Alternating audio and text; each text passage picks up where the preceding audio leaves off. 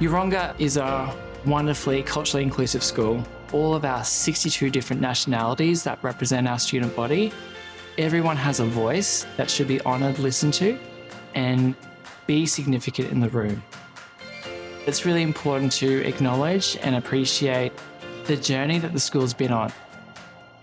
A few years ago, Yeronga State High School students held a Black Lives Matter protest, which was reflecting what was happening in the rest of the world. It really highlighted a need for students to have a forum to be able to voice their concerns, and the school responded really well. It was really important to work with regional staff to really understand the importance around staff capability and awareness. I was very happy to be a test pilot case, thinking differently about classroom practice and activating that cultural capital inside of a classroom. Racism is something that happens throughout our society, and unfortunately schools are no different. It's really important for us to develop capability, to have a shared understanding of the topic, to have a shared language, and to know how to respond, either in interpersonal interactions or in systemic issues. Staff at Yeronga State High School have always had an appreciation for the cultural diversity of their students, and in the recent workshops that we delivered, staff were able to come up with some really good ideas for how they could be proactive in developing an anti-racist approach across the school. It was a whole staff professional learning to help our students really have a responsive learning environment that's going to cater for their individual needs.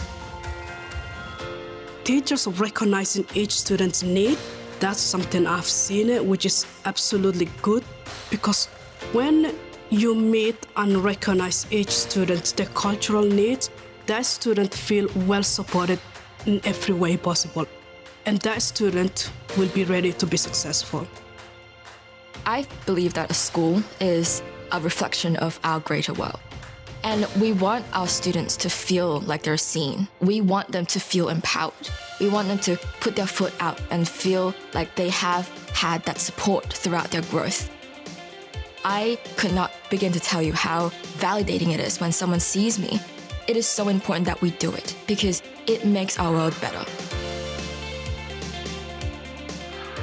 Our recent multicultural fashion show was something that I never expected.